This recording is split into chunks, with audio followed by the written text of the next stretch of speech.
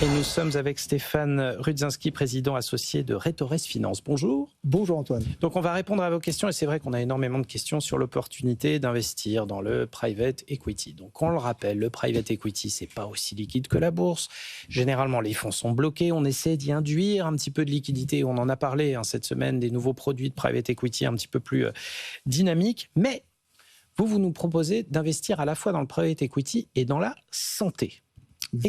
Expliquez-nous comment ça se passe. Alors, le private equity santé, le secteur de la santé, c'est un secteur qui est adoré par les fonds de private equity parce qu'on est sur un secteur sur lequel on a une dynamique très très forte. Est-ce que vous connaissez le taux de croissance des dépenses de santé depuis 2000 dans les pays de l'OCDE ? J'en ai aucune idée, je dirais une bêtise, allez-y. 3,2% par an. Par an, ouais. Est-ce que vous connaissez le taux de croissance du PIB des pays de l'OCDE depuis 2000 ? Depuis 2000 En annualisé. On est en dessous, du coup. 1,7%. 1,7, ouais. Donc les dépenses de santé progressent pratiquement deux fois plus vite que le PIB des pays de l'OCDE. Donc c'est très important. Et en plus, ce sont des dépenses qui sont complètement acycliques. Crise économique ou pas crise économique, tout le monde va se soigner en permanence. Donc il y a un très très gros attrait sur le secteur du private equity. Les dépenses ont énormément progressé depuis... les dépenses mondiales en santé ont énormément progressé depuis 2008. On était à 6 500 milliards. Aujourd'hui, on est à 10 milliards. Donc, on est sur un secteur qui offre énormément de visibilité, qui repose sur des fondamentaux très solides et très lisibles. Oui, lisibles, j'allais dire. Et puis, voilà, c'est quelque chose qui est structurel. Il y a pas mal de moteurs de croissance, finalement, si on regarde bien. Exactement. Il y a 5 moteurs de croissance qui sont véritablement très puissants et qui, lorsqu'on les cite, vont tous nous paraître évidents. Il y a bien entendu la croissance de la population mondiale. Aujourd'hui, nous sommes 8 milliards. À l'horizon 2050, nous serons, selon les estimations, environ 10 milliards. Donc plus de monde, ça veut dire plus de demande en soins, plus de demande en équipement, plus d'hôpitaux, plus de médicaments. Deuxième moteur de croissance, le vieillissement de la population. Est-ce que vous connaissez la proportion des plus de 65 ans aujourd'hui en France, par exemple ? Là aussi, je vous dirais une bêtise. 24%, et en 2050, ils sont attendus à combien ? Dites-moi. 35%. Un tiers de la population aura plus de 65 ans. Or, les plus de 65 ans, ça consomme 5 à 7 fois plus de soins qu'un adulte actif. Nécessairement, oui. Troisième moteur de performance, le développement malheureusement des maladies chroniques. Donc, en raison évidemment de la pollution, de la sédentarité, de la malbouffe, tout ça, ça va générer du diabète, des maladies cardiovasculaires, des cancers.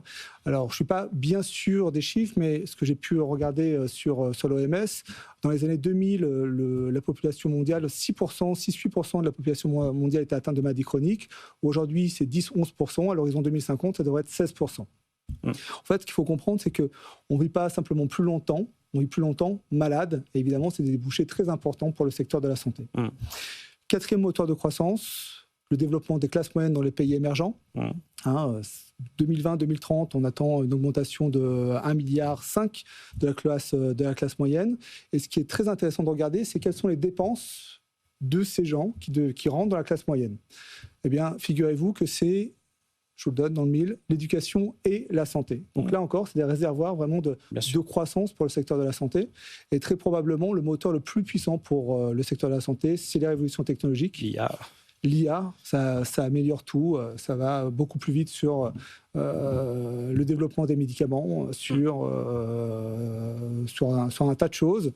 Mais il n'y a pas que ça. Il y a les implants connectés, il y a la chirurgie, la robotique chirurgicale. Ne serait-ce que les services de santé et l'amélioration de leur productivité. Exactement. Grâce à l'IA, la télémédecine. Ouais, voilà, exactement.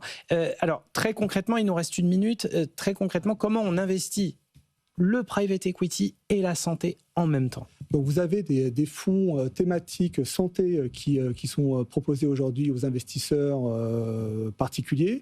Les retours sur ces fonds sont véritablement très bons. Lorsque le dernier rapport de Bain et compagnie a été publié là dernièrement sur le secteur de la santé, sur les 10 dernières années, les fonds santé ont sorti des TRI, des taux de rendement interne médians de l'ordre de 17%, soit largement supérieur à la performance moyenne des fonds de private equity. Donc on est sur une industrie qui est performante, une industrie qui est résiliente, puisqu'on observe véritablement une vraie stabilisation des multiples dans le temps, quelles que soient en fait les crises que l'on traverse.